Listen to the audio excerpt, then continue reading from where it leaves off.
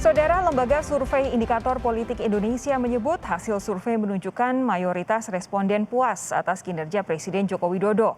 Namun, tingkat kepuasan publik terhadap kinerja Presiden menurun jika dibandingkan hasil survei sebelumnya.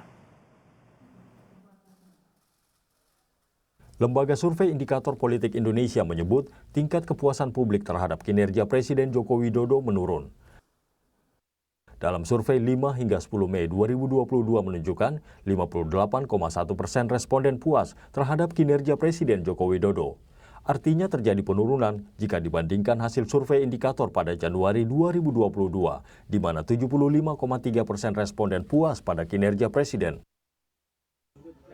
Direktur Eksekutif Indikator Politik Indonesia Burhanuddin Muhtadi menyebut alasan utama responden menyatakan tak puas adalah meningkatnya harga kebutuhan pokok. Kalau kita lihat hari ini, 5-10 Mei, itu yang mengatakan sangat puas 8%, yang mengatakan cukup puas 50,1%, total 58,1%. Yang mengatakan kurang puas, itu 29,1%, tidak puas sama sekali 6,1%, total berarti 35,1%. Yang paling tinggi adalah kalau mereka puas, ada 58% tadi, itu 27% karena Pak Jokowi dianggap sukses membangun infrastruktur.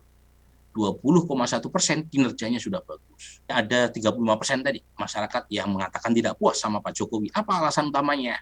Clear, masalah harga-harga kebutuhan pokok meningkat. Tenaga ahli utama kantor staf Presiden Ade Irfan Pulungan menyebut waktu pelaksanaan survei dan isu yang berkembang jadi indikator naik turunnya tingkat kepuasan publik pada kinerja Presiden. Melalui pesan singkat pada Kompas TV, Ade Irfan Pulungan mengatakan waktu survei dan isu yang berkembang akan mampu mempengaruhi penilaian publik masyarakat terhadap kinerja pemerintah bisa menjadi indikatornya. Misalnya saat isu politik, Presiden 3 periode bergulir di publik. Nah, ketika pada saat itu dilaksanakan, survei pasti penilaian masyarakat akan mempengaruhi. Sebelumnya dalam survei SMRC, tingkat kepuasan publik terhadap kinerja Presiden Joko Widodo juga turun. Dalam survei Maret 2022 menunjukkan 64,6% responden puas pada kinerja Presiden. Turun jika dibandingkan hasil survei pada Desember 2021, di mana 71,7% responden puas kinerja Jokowi. Sedangkan dalam jajak pendapat yang dilakukan Litbang Kompas pada Januari 2022, 73,9% responden menyatakan puas kinerja Presiden Joko Widodo. Naik jika dibandingkan hasil jajak pendapat pada Oktober 2021, di mana 66,4% responden puas dengan kinerja Presiden. Hasil survei tingkat kepuasan publik pada kinerja Presiden bisa jadi bagian masukan bagi pemerintah untuk semakin meningkatkan kinerja. Tim Liputan, Kompas TV. Situasi seperti ini kita memerlukan. Hasil survei yang dilakukan Lembaga Survei Indikator Politik Indonesia menunjukkan mayoritas responden puas atas kinerja Presiden Joko Widodo. Namun, tingkat kepuasan publik terhadap kinerja Presiden turun jika dibandingkan hasil survei sebelumnya. Lalu apa saja faktor-faktor yang membuat tingkat kepuasan publik pada kinerja Presiden turun? Saya akan bahas bersama tenaga ahli utama kantor staf Presiden Ade Irfan Pulungan, serta peneliti Indikator Politik Indonesia Bawono Kumoro. Selamat malam Pak Irfan, Bung Irfan, selamat malam Bung Bawono, sehat ya? Malam. Oke. Saya ke Bung Irfan terlebih dahulu. Tadi Anda sudah mengirimkan pesan teks kepada teman-teman di Kompas TV, tapi bisa dielaborasi tidak? Jadi sebenarnya, karena saya yakin pasti sudah baca hasil surveinya, apa yang jadi tanggapan Bung Irfan sendiri, apa yang jadi tanggapan KSP, apa yang jadi tanggapan Istana? Ya, yang pertama Mbak Sofi, tentu pemerintah ya memberikan apresiasi kepada Indobarometer yang telah mengeluarkan hasil surveinya. Apapun yang dilakukan oleh lembaga publik atau lembaga survei terhadap kinerja pemerintah, ini adalah menjadi bagian evaluasi bagi kami, bagi pemerintah secara keseluruhan. Namun perlu kita juga bisa menganalisis ya, apakah survei tersebut dilakukan tepat pada waktunya, misalnya kalau memang peristiwa-peristiwa tertentu itu berdampak negatif kepada pemerintah, tentu hasil jawaban dari responden itu juga akan negatif. Ya, tapi kalau kinerja pemerintah, performa pemerintah pada saat dilakukan survei baik, tentu jawabannya juga akan positif. Tingkat akan naik. Pasti itu akan mempengaruhi terhadap jawaban responden seperti itu. Ini kan survei Indometer yang dilakukan pada tanggal 5 sampai dengan 10 Mei. Oke. Ya. Praktis masih mengingang-ingang di dalam jawaban pertanyaan itu tentang misalnya harga minyak goreng, kebutuhan pokok dan lain sebagainya. Memang 2 bulan kemarin kita akui ini menjadi persoalan di masyarakat, di publik terhadap masalah ini. Itu makanya pertanyaan yang disampaikan oleh Indobarometer pasti negatif terhadap pemerintah. Oke. Dan ini kita akui, makanya setelah pasca libur Idul Fitri Lebaran, Presiden langsung mengumpulkan seluruh menterinya untuk bisa mengevaluasi kinerja-kinerja yang ada. Begitu, Mbak. Baik, nah ini kalau Bung Irfan bilang bahwa ini tergantung periodenya, tergantung isu yang saat itu sedang hangat di tengah masyarakat. Bung Bawono setuju dengan asesmen dari Bung Irfan ini? Iya, Mbak Sophie Sarif, terima kasih. Memang dari survei yang kami lakukan pada periode 5 sampai 10 Mei 2022, itu menunjukkan terjadi penurunan tingkat kepuasan publik terhadap kinerja Presiden Jokowi.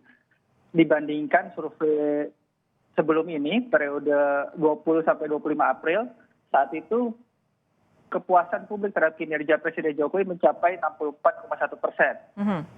Sekarang 58,1%. Artinya ada penurunan sekitar 6 poin ya, 6 poin dari kinerja Presiden. Nah, ketika kita tanyakan lebih lanjut kepada mereka, responden yang mengaku sangat tidak puas atau tidak puas, itu sebagian besar responden, 28,9% itu mengemukakan alasan ketidakpuasan itu karena harga-harga kebutuhan pokok meningkat. Ya.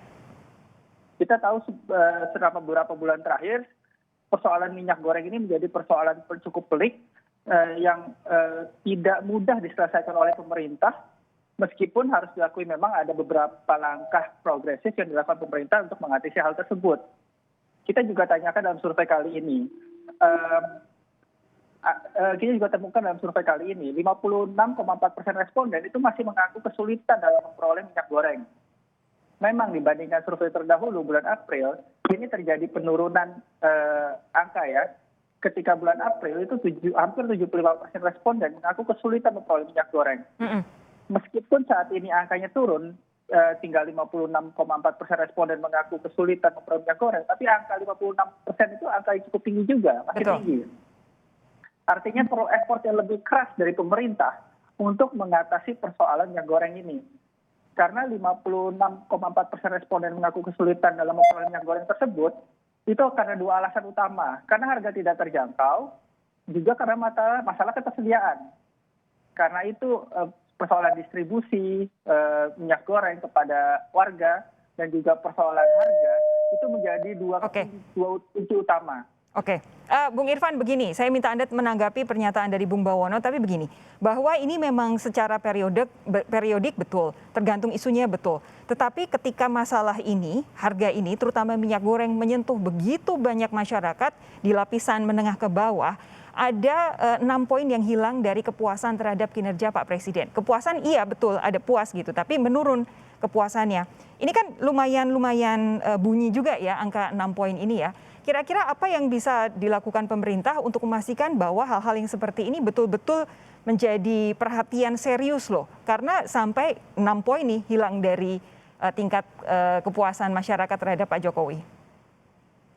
Ya pasti ya Mbak Sophie ya, setiap kebutuhan atau setiap persoalan yang menyangkut itu masalah kebutuhan masyarakat, kebutuhan publik secara langsung, ya pasti akan berdampak negatif terhadap pemerintah. Itu kita akui setiap periodenya atau setiap siapapun presidennya. Bahkan misalnya setiap Idul Fitri, persoalan sembako, 9 bahan pokok itu kan menjadi isu yang sangat dinamis ya, setiap tahunnya. Dan masalah minyak goreng kali ini itu kan tidak bisa kita lihat secara parsial, misalnya persoalan di nasional saja, tapi juga kita bisa telah lebih lanjut. Ini ada persoalan internasional, persoalan dunia. Faktor salah satunya adalah yang kita bisa katakan adalah pengaruh terhadap peperangan Rusia dan Ukraina. Hari ini kita lihat harga minyak dunia sangat tinggi. Itu juga bisa mempengaruhi. Kita ketahui misalnya harga minyak di dunia tinggi, di luar negeri. Makanya sebagian besar pelaku-pelaku produsen-produsen minyak goreng ini mau menjual hasilnya kepada di luar negeri. Nah ini adalah menjadi masalahnya kan, jadi masalahnya. Karena ada margin keuntungan yang sangat besar di situ. Nah ini yang dilakukan oleh pemerintah memberantas kelangkaan minyak goreng itu melakukan penegakan hukum kepada siapapun yang melakukan bermain-main terhadap kelangsungan hajat hidup orang banyak sama masalah minyak goreng ini, karena menjadi kebutuhan dasar dan sangat primer sekali di masyarakat kita, di kelas apalagi di menengah ke bawah gitu. Bung Irfan, kita semua paham. Kita semua paham bahwa soal minyak goreng kemarin kompleks ya, di luar bahwa memang ada pelanggaran hukum di situ sampai kemudian sudah ada tersangka ditetapkan oleh kepolisian. Tapi begini, ini berkaitan dengan kenaikan harga. Saat ini yang ancaman yang datang kepada Indonesia bukan saja harga-harga beberapa komoditas saat ini sudah naik, tapi di level global ada kejadian-kejadian yang membuat seluruh dunia itu terancam mengalami inflasi, kemudian perlambatan pertumbuhan ekonomi.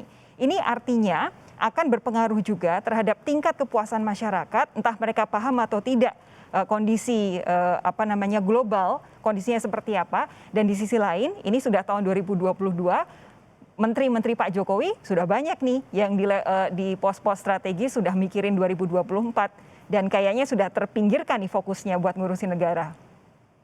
Ya itu yang tadi saya katakan Mbak Sophie, ya tidak hanya faktor dalam negeri saja, kita harus juga faktor luar negeri. Peperangan Rusia dan Ukraina, karena di mana Rusia dan Ukraina menjadi salah satu produsen minyak. Betul. Nah, itu kan pasti mempengaruhi. Makanya kan ini bagaimana antisipasi, bagaimana pengawasan yang dilakukan oleh pemerintah terhadap hal ini. Ya, kehadiran kali ini misalnya KTT ASEAN dan Amerika itu mudah-mudahan pulang kembali Pak Jokowi akan membawa berita bagus bagi perekonomian kita. Ya, itu sangat mempengaruhi faktor-faktor yang ada gitu. Mudah-mudahan kita doakan bersama itu hasil misalnya KTT bagaimana misalnya. Tapi bagaimana dengan posisi para menteri yang saat ini konsentrasinya sudah terpecah? Ya, Pak Jokowi kan sudah mengingatkan dalam sidang paripurna kabinet minggu kemarin ya, terhadap tetap fokus kepada kinerja, tetap fokus kepada program-program pemerintah. Karena tidak ada visi menteri, yang ada adalah visi presiden. Ya, menteri itu adalah pembantu presiden. Apa yang harus dilakukan oleh menteri itu menjadi tugas pokok dari pembantunya. Baik. Melaksanakan visi presiden gitu. Oke, ini semoga bisa didengarkan oleh para menteri. Tapi begini, Bung Bawono, ini kondisinya kan memang saat ini harga-harga memang belum stabil. Anda tadi bilang ada lebih dari 50 warga masih merasa kesulitan mendapatkan minyak goreng. Ditambah lagi ada ancaman soal inflasi karena kondisi global, ada pula ancaman perlambatan pertumbuhan ekonomi. Ditambah dengan konsentrasi yang terpecah dengan para menteri. Kira-kira kalau nanti indikator politik Indonesia bikin survei lagi dalam beberapa bulan ke depan, efeknya akan sebesar apa? Ya, itu tergantung pada langkah-langkah yang dilakukan oleh eksekutif ya setelah ini gitu ya. Ya, ada dua langkah yang sebenarnya bisa dilakukan oleh pemerintah ya atau presiden selaku pimpinan tertinggi eksekutif. Pertama tentu memastikan distribusi minyak goreng menjadi lebih baik ya, jadi lebih lancar tadi. Baru-baru ini kan diluncurkan program pilot project untuk distribusi minyak goreng ya oleh pemerintah ya melalui Kementerian BUMN. Nah, yang kedua juga adalah tadi sudah disinggung oleh Pak Irfan Pulungan soal penegakan hukum. Kita tahu Kejaksaan Agung saat ini tengah melakukan proses hukum terhadap kasus hukum ekspor minyak goreng ya. Nah, kalau temuan survei kami itu publik juga memberikan atensi tinggi terhadap hal ini. Hampir 84% responden itu menunjukkan sikap sangat mendukung atau mendukung langkah Kejaksaan Agung dalam menangani kasus hukum tersebut. Artinya ini akan menjadi salah satu kunci bagi Presiden Pak Jokowi untuk memulihkan approval rating beliau.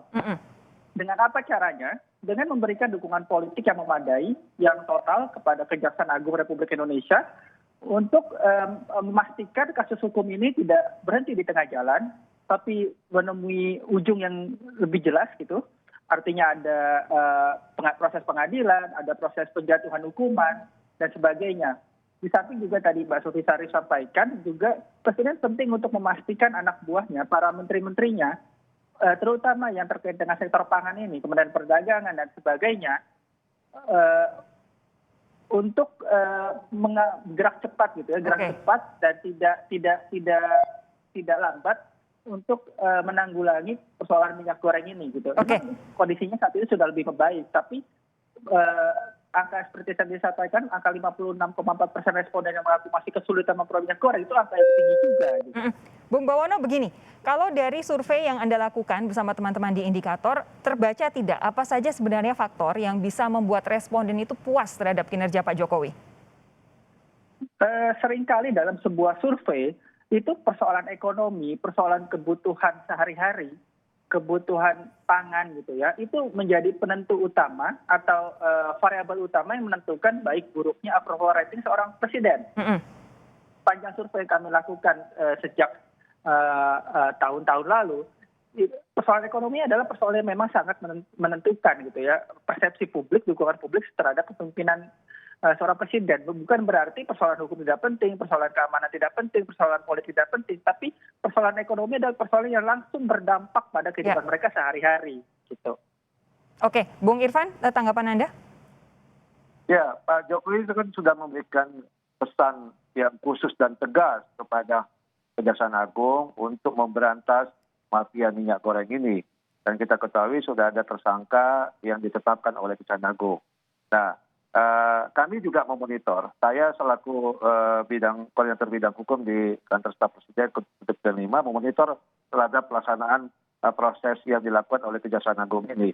Mudah-mudahan dalam waktu dekat ini saya akan ketemu dengan Jampitsus ya untuk bisa koordinasikan tentang pelaksanaan yang terjadi. Apakah pemanggilan terhadap mereka tersangka-sangka ini berjalan dengan baik, ya, sesuai dengan penugasan yang dilakukan oleh Pak Jokowi terhadap Kejaksaan Agung. Dan kepada pihak swasta juga jangan sampai bermain-main terhadap masalah ini atau melakukan negosiasi terhadap proses-proses hukum yang ada. Ya, karena ini menyangkut tadi dikatakan oleh Mas Bawono ya, kalau masalah perekonomian itu menyangkut hajat hidup. Hajat hidup rakyat pasti sangat sensitif sekali dan itu mempengaruhi kinerja dan kebijakan pemerintah presiden. Tentu pasti responnya sangat negatif. Nah, kita tidak mau itu terjadi gitu. Nah, Pak Jokowi sangat tegas kalau itu menyangkut terhadap persoalan-persoalan hajat hidup orang banyak, apalagi masalah perekonomian menengah ke bawah gitu. Dan itu sangat jelas disampaikan gitu. Ini hasil survei yang disampaikan oleh teman-teman di Indikator ini sudah menunjukkan bahwa memang kepuasan masyarakat betul besar kaitannya dengan kebutuhan hidup sehari-hari. Jadi tentu kita semua berharap Pak Jokowi masih bisa menavigasi dengan baik, menakodai kabinet dengan baik, supaya kondisi perekonomian lancar sampai dengan nanti purna tugas di tahun 2024. Terima kasih Bung Irfan, terima kasih. Kita doakan bersama. Kita doakan bersama, baik. Bung Irfan terima kasih, Bung Bawono terima kasih sudah bergabung bersama saya di Sapa Indonesia Malam ya. Terima kasih Pak Irfan. Terima kasih. Selamat malam.